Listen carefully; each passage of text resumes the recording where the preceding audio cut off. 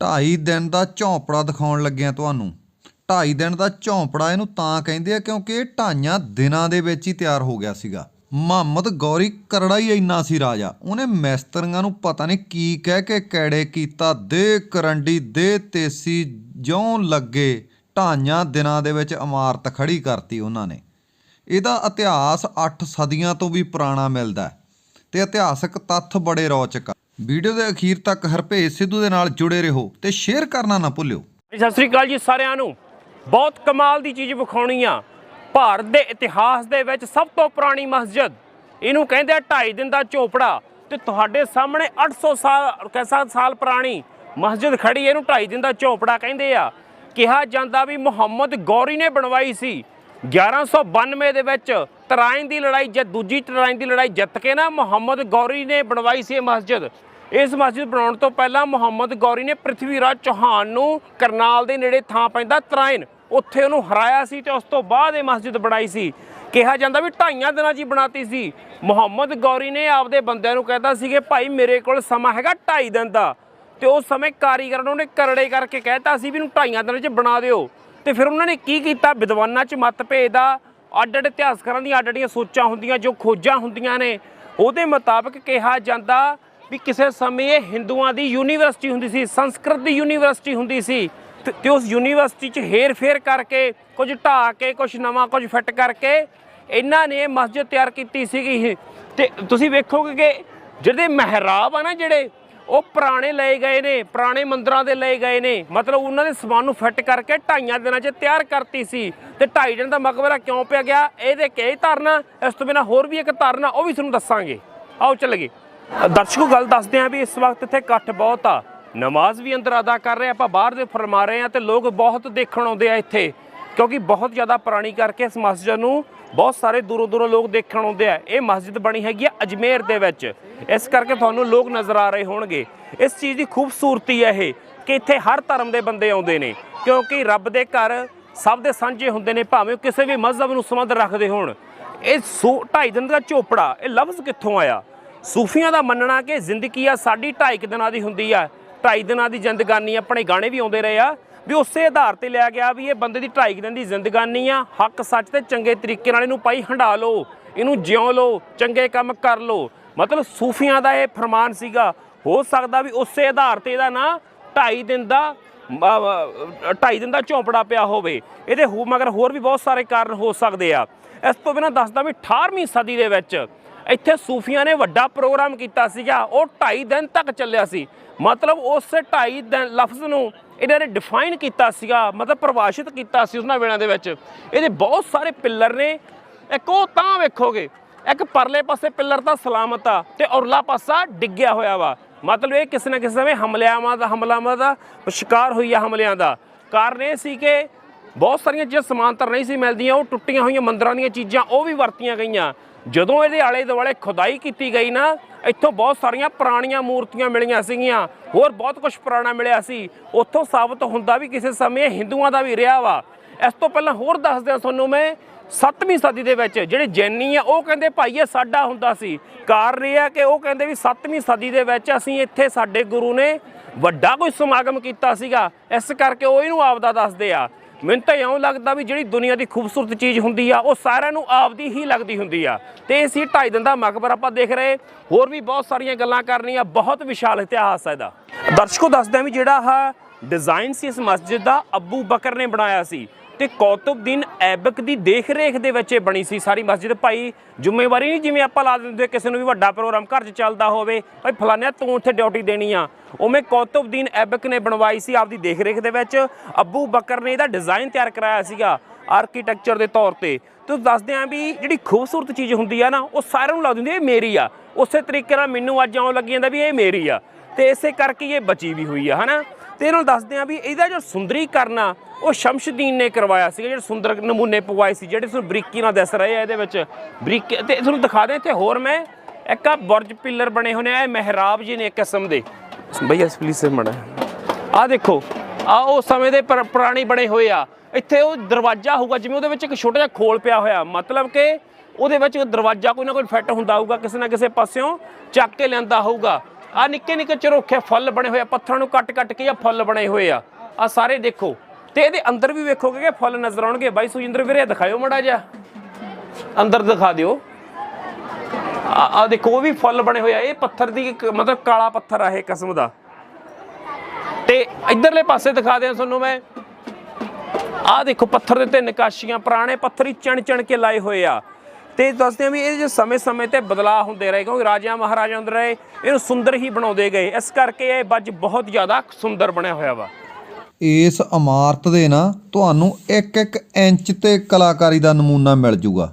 ਜਿਵੇਂ ਪੁਰਾਣੀਆਂ ਬੁੜੀਆਂ ਬਾਗ ਕੱਢਦੀਆਂ ਹੁੰਦੀਆਂ ਸੀ ਨਾ, ਉਵੇਂ ਮੜਿਆ ਪਿਆ ਕਲਾਕਾਰਾਂ ਦਾ। ਇਹ ਪਤਾ ਨਹੀਂ ਕਿਹੋ ਜਿਹੇ ਔਜ਼ਾਰ ਸੀ ਤੇ ਪਤਾ ਨਹੀਂ ਕਿਹੋ ਜਿਹੇ ਮਿਸਤਰੀ ਸੀ ਜਿਨ੍ਹਾਂ ਨੇ ਪੱਥਰਾਂ ਦੇ ਉੱਤੇ ਇਹੋ ਜਿਹੇ ਬਰੀਕ ਡਿਜ਼ਾਈਨ ਪਾਤੇ। ਦਰਸ਼ਕੋ ਗੱਲ ਇਉਂ ਆ, ਇਹ ਸਾਰੀ ਗੱਲਬਾਤ ਕਦੋਂ ਵਧੀ ਤੇ ਕਦੋਂ ਬਣੀ ਤੁਹਾਨੂੰ ਮੈਂ ਦੱਸਦਾ। ਜਦੋਂ ਪ੍ਰਿਥਵੀ ਰਾਜ ਚੌਹਾਨ 1192 'ਚ ਜੰਗ ਹਾਰ ਗਿਆ ਨਾ ਤਰਾਇਨ ਦੀ, ਉਸ ਤੋਂ ਬਾਅਦ ਹੀ ਫਿਰ ਕਦਾ ਮੁਹੰਮਦ ਗੌਰੀ ਹੁਣਾਂ ਨੇ ਆਉਣਾ ਜਾਣਾ ਸ਼ੁਰੂ ਕਰਤਾ। ਇੱਕ ਵੱਡਾ ਬਦਲਾਅ ਸੀਗਾ। ਤੇ ਤਰਾਇਨ ਦੀ ਲੜਾਈ ਸੀ ਪਹਿਲੀ 1191 ਦੇ ਵਿੱਚ। ਉਹ ਲੜਾਈ ਦੇ ਵਿੱਚ ਪ੍ਰਿਥਵੀ ਰਾਜ ਚੌਹਾਨ ਨੇ ਮੁਹੰਮਦ ਗੌਰੀ ਨੂੰ ਹਰਾਤਾ ਸੀਗਾ। ਉਹ ਜ਼ਖਮੀ ਹੋ ਗਿਆ ਸੀ, ਜ਼ਖਮੀ ਹੋ ਕੇ ਅਫਗਾਨਿਸਤਾਨ ਵੱਲ ਚਲੇ ਗਿਆ ਸੀਗਾ। ਉਸ ਤੋਂ ਬਾਅਦ ਅਗਲੇ ਸਾਲ ਨੂੰ ਤਿਆਰੀ ਵੱਢ ਲਈ, ਭਾਈ ਮੈਂ ਤਾਂ ਜਿੱਤਣਾ ਹੀ ਜਿੱਤਣਾ ਵਾ, ਜਦੋਂ ਹਿੰਦੀ ਬੰਦੇ ਕੰਮ ਕਰਦੇ ਆ। ਕਿਉਂਕਿ ਮੁਹੰਮਦ ਗੌਰੀ ਵੀ ਸੂਰਮਾ ਸੀ ਆਪਦੀ ਉਸ ਕੌਮ ਵੱਲੋਂ, ਤੇ ਪ੍ਰਿਥਵੀ ਰਾਜ ਚੌਹਾਨ ਵੀ ਸੂਰਮਾ ਸੀਗਾ। ਤੇ ਜਦੋਂ ਤਰਾਇਨ ਦੀ ਲੜਾਈ 1192 ਦੇ ਵਿੱਚ ਕਰਨਾਲ ਦੇ ਨੇੜੇ ਤਰਾਇਨ 'ਚ ਹੋਈ ਨਾ, ਤਾਂ ਉਸ ਲੜਾਈ ਦੇ ਵਿੱਚ ਫਿਰ ਪ੍ਰਿਥਵੀ ਰਾਜ ਚੌਹਾਨ ਹਾਰ ਗਿਆ ਸੀ। ਉਹਦਾ ਕਾਰਨ ਇਹ ਬਣਿਆ ਕਿ ਦੂਜੀ ਗੱਲ ਕਿ ਹਿੰਦੂ ਰਾਜੇ ਅਲੱਗ-ਅਲੱਗ ਸੀਗੇ, ਇਹ ਆਪਸੀ ਜਾਤਾਂ ਪਾਤਾਂ 'ਚ ਵੰਡੇ ਹੋਏ ਸੀਗੇ, ਇਸ ਕਰਕੇ ਇੱਕ ਨਹੀਂ ਸੀ ਰਹਿ ਪਾ ਰਹੇ।